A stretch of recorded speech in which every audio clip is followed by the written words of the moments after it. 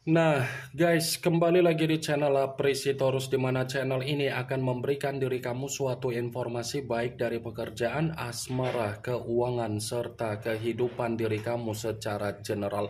Sebelum saya memberikan suatu informasi dari berbagai aspek yang barusan saya katakan tadi, saya juga mengingatkan kepada teman-teman, informasi yang saya berikan terhadap diri kamu bukan suatu acuan untuk kamu ambil dan untuk kamu terima.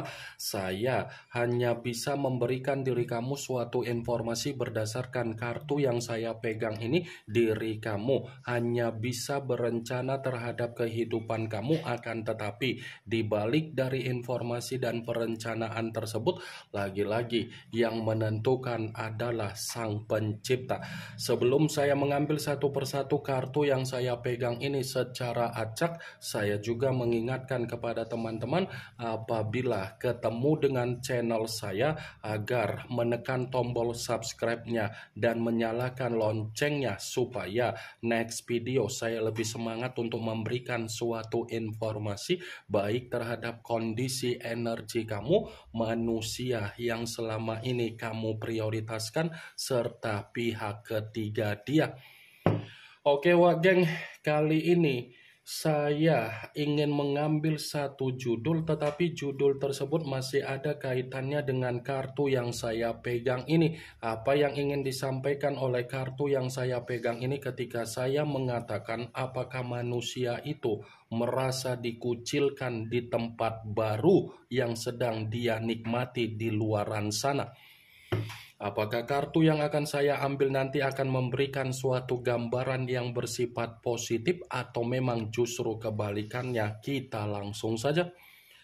Saya akan mengambil beberapa kartu, di mana kartu yang akan saya ambil nanti bisa saja bersifat resonate, bisa saja bersifat tidak resonate. Semuanya saya kembalikan terhadap pola pemikiran kamu, semuanya saya kembalikan terhadap situasi energi yang kamu miliki untuk saat ini.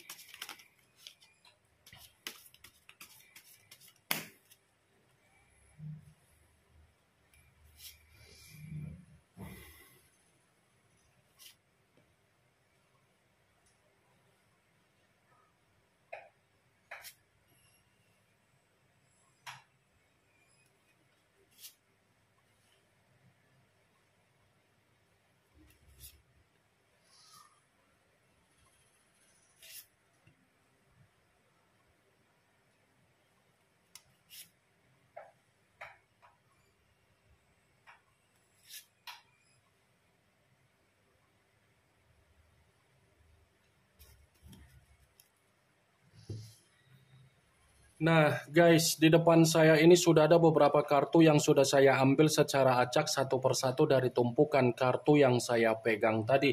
Apakah kartu yang ada di depan saya ini akan memberikan suatu gambaran yang bersifat positif atau memang justru kebalikannya? Kita langsung saja.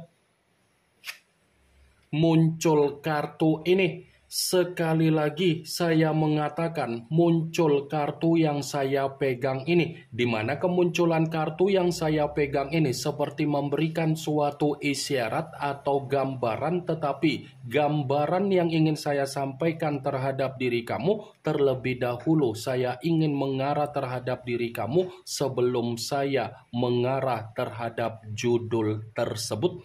Kenapa terlebih dahulu saya ingin mengarah terhadap diri kamu? Sekedar mengingatkan saja, jangan terlalu egois terhadap diri sendiri dan jangan terlalu serakah terhadap diri sendiri, Wak Geng.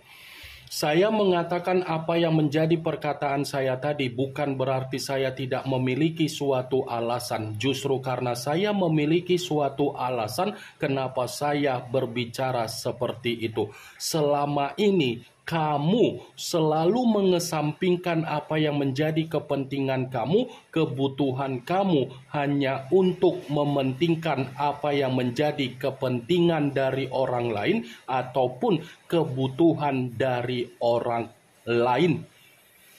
Selama ini kan itu yang kamu lakukan. Ketika kamu mementingkan apa yang menjadi kepentingan dan kebutuhan dari orang lain, justru diri kamu yang menerima apa yang menjadi beban kamu. Justru diri kamu yang menerima apa yang menjadi tangisan kamu. Justru diri kamu yang menerima apa yang menjadi kekecewaan kamu. Justru diri kamu yang menerima apa yang menjadi kesedihan kamu. Justru diri kamu yang menerima apa yang menjadi kerugian kamu. Justru diri kamu yang menerima apa yang menjadi penyesalan kamu. Jadi, next time, penuhi dulu kebutuhan kamu, penuhi dulu kepentingan kamu, prioritaskan dulu kebahagiaan kamu, prioritaskan dulu kesenangan kamu, prioritaskan dulu kegembiraan kamu, baru kamu memprioritaskan orang lain. Wah, geng.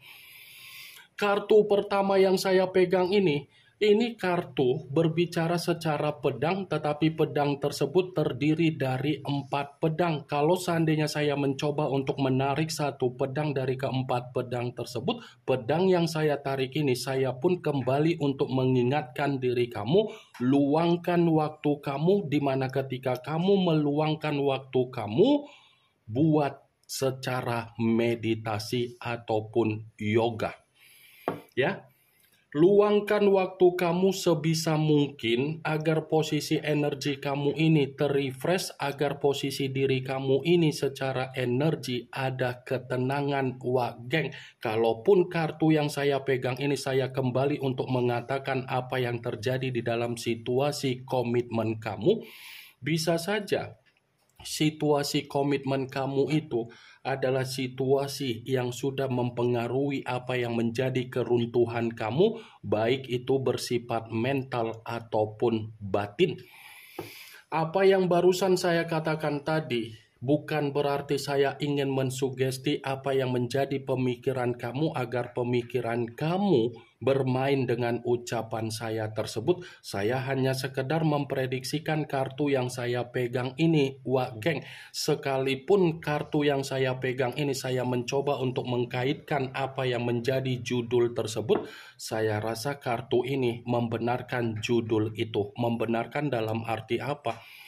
Bisa saja di tempat baru dia di luaran sana itu seperti menggambarkan situasi dia benar-benar dikucilkan, diabaikan, direndahkan, dan situasi dia pun menerima apa yang menjadi kesengsaraan dia.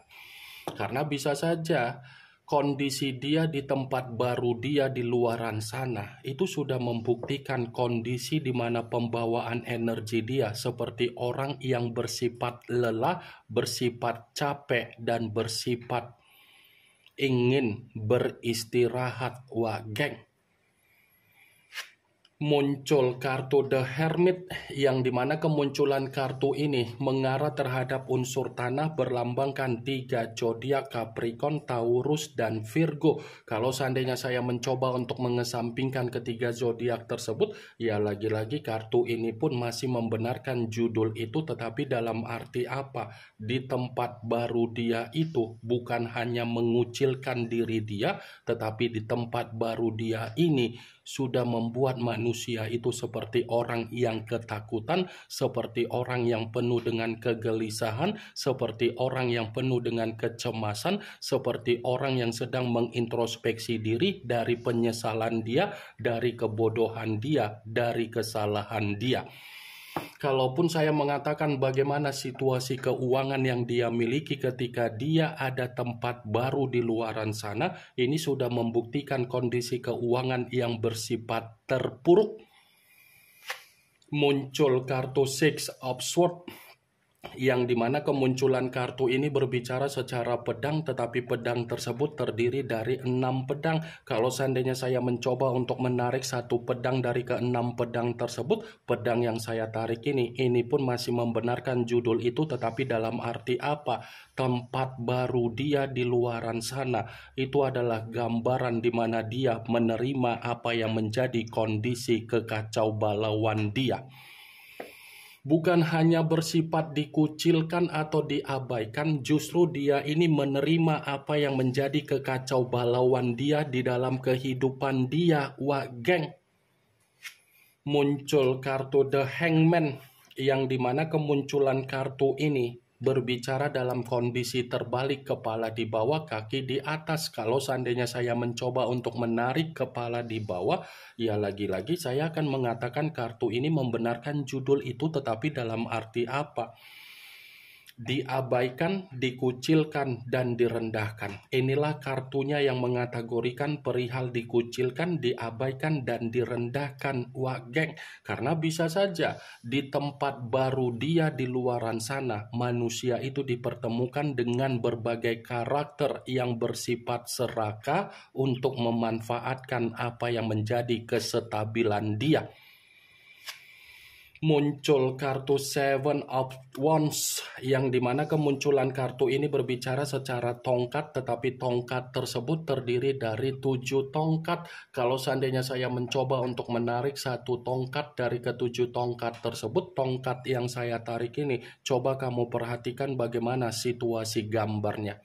Coba kamu perhatikan bagaimana situasi gambar di dalam kartu tersebut. Seakan-akan gambar yang ada di dalam kartu tersebut membuktikan di tempat baru dia di luaran sana, sepertinya dia menerima berbagai permasalahan.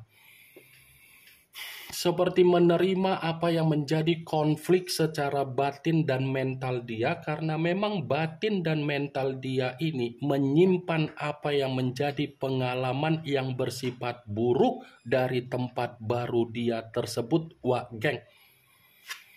Muncul kartu Five of Swords, yang dimana kemunculan kartu ini berbicara secara pedang, tetapi pedang tersebut terdiri dari 5 pedang.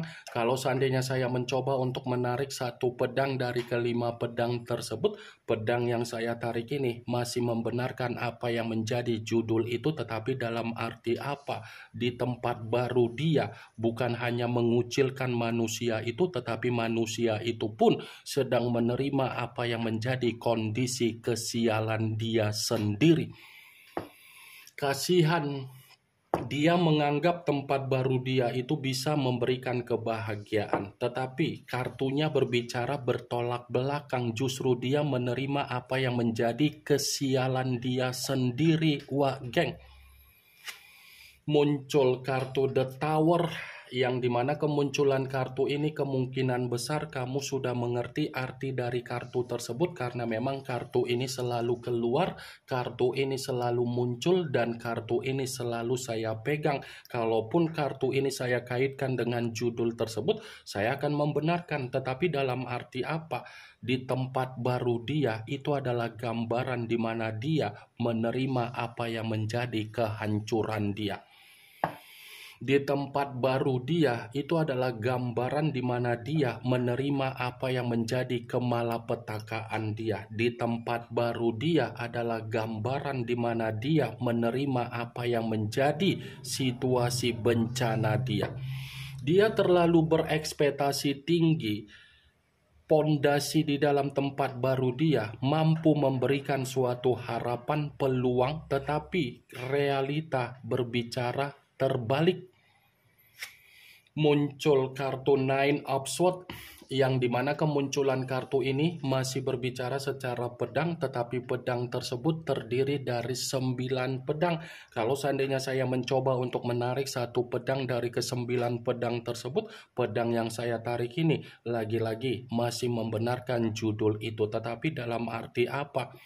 Tempat baru dia ini bukan hanya mengucilkan dia, bukan hanya memberikan apa yang menjadi kesialan dan kehancuran dia, tetapi dia pun mendapatkan apa yang menjadi kesetresan dia, kedepresian dia, dan dia selalu menerima kondisi yang bersifat ancaman. Ini yang ingin saya sampaikan terhadap diri kamu dari berbagai kartu yang saya pegang ini. Yang positif ambil, yang negatif buang. Sekian dulu informasinya. Salam kartu tarot, salam zodiak.